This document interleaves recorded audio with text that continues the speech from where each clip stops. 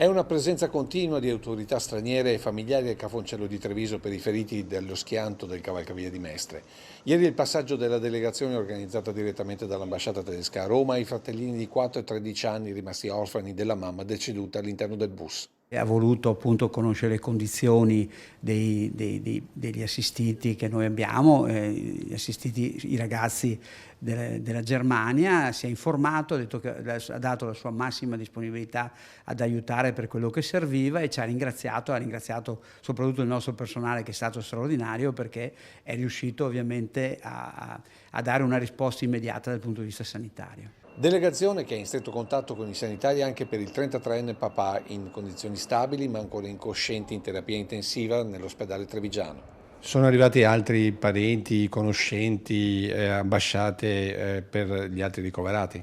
Guardi, ci